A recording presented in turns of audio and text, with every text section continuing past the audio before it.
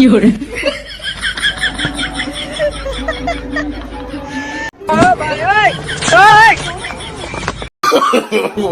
no, no, no.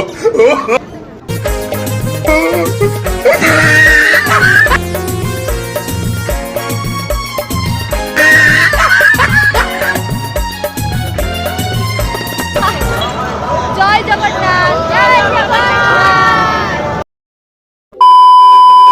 Hello বন্ধুরা, আশা করছি তোমরা সবাই খুব ভালো আছো। আমিও খুব ভালো আছি তোমাদের ভালোবাসায়। সবাইকে রথযাত্রার অনেক অনেক অনেক শুভেচ্ছা। সবাই কাল কেমন রথ দেখলে অবশ্যই আমাকে কমেন্ট করে জানিও। আর এইদিকে দেখো, আমরাও এখন রেডি হচ্ছি রথ দেখতে যাব বলে। উলুবেড়িয়াতে এই প্রথম রথ দেখা। জানো তো, সকাল থেকে আমাদের ঠিক ছিল না আমরা যাব কি যাব না, কিন্তু হঠাৎ করে পারমিশন আমরা পেয়ে গেলাম। তাই জন্য একদম 4 জন তাড়াহুড়া করে রেডি হয়ে চলে যাচ্ছি এখন রথ দেখ। আর তাড়াতাড়ি বেরিয়ে এসে আমরা পেয়ে গেছিলাম এখন সাথে সাথে টোটো। ভিডিওটা তোমরা শেষ পর্যন্ত দেখো। উলুবেড়িয়াতে এত সুন্দর রথ হয় আমার জানা ছিল না। সত্যি বল, 22 বছর বয়স হলো এখনো পর্যন্ত না আমার এটা দিয়ে মাত্র 2বার রথ দেখা হবে। একবার দেখেছিলাম আমার বাড়ির কাছে, আর একবার এইটা।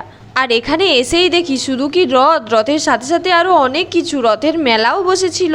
দেখো এখানে কত লোক এসেছে রথের মেলা দেখতে, রথ দেখতে। আর এই দেখো আমাদের রথ। আমরা যখন পৌঁছাই তখনও রথকে সাজানো চলছিল। আর এইদিকে দেখো কতগুলো মেয়ে কত সুন্দরভাবে সেজেছে। এই রকম রথ আমি প্রথমবার দেখলাম। তারপর এখন চলে এসেছি আমরা মেলাতে। এইখানে না হাতের তৈরি অনেক রকমের জিনিস ছিল, আর দামও ছিল বিশাল।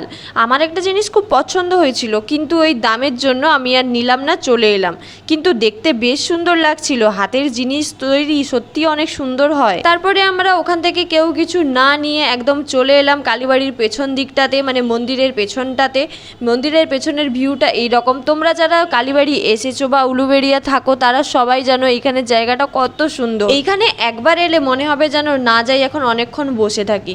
জায়গাটা দেখে এত ভালো লাগছিল, পুরো মন একদম ভালো হয়ে গেছে। এইরকম একটা বৃষ্টি ভেজা আবহাওয়া, আর তার সাথে নদীর ধার, কত ভালোই না লাগে, তোমরা কি বলো? তারপরে দেখো এইদিকে এখন মাঝিরা বসে আছে, ওনারা বলছিলেন চলো চলো। আমরাও ভাবছিলাম আজকে আমরা নৌকায় চেপেই ছাড়বো, কিন্তু এই যে জলের স্রোত দেখে না আমরা ভয় পেয়ে গেছিলাম। যাই হোক, তাই জন্য আমরা আর নৌকায় চাপিনি। আর ওইদিকে আমি ওখানে চলে গিয়েছিলাম ফটোশ্যুট করবো বলে, মানে ভালো একটা জায়গা পেলেই হলো, চলে যাব সেখানে যা হোক করে হোক। আমি একদম নিচে নেমে তেড়ে উড়ে চলে গেছি। এইদিকে দেখো এটাকে ঠিক কী বলে আমার না জানা নেই, তোমরা জানা থাকলে অবশ্যই কমেন্ট করে জানিও। এইদিকে দেখো ওটা কত স্পিডে আসছিল, আমরা তো দেখে ভয় পেয়ে গেছিলাম। ওটা দেখে আমরা আরও ভাবছিলাম না না একদমই চাপবো না, চলো চলো খাওয়ার দিকে যাওয়া যাবে। আর আমাদের খাওয়া দাওয়ার প্রথম লিস্টেই থাকে ফুচকা, মানে যেখানে যাই এই ফুচকা আমাদের খেতেই হবে। তো এইদিকে দেখো এরা এখন ফুচকা খাচ্ছে, এমনভাবে খাচ্ছে যেন কতদিন খাইনি।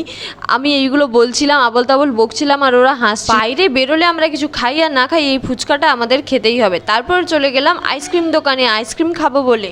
লা লা লা লা লা নিয়ে নিয়েছি আইসক্রিম। চলো আইসক্রিমটাও টপ টপ খেয়ে নিই বাবা, শেষ করে দিই। আইসক্রিম খাচ্ছি সেটারও ভিডিও নিতে ছাড়লো না আমার বান্ধবী।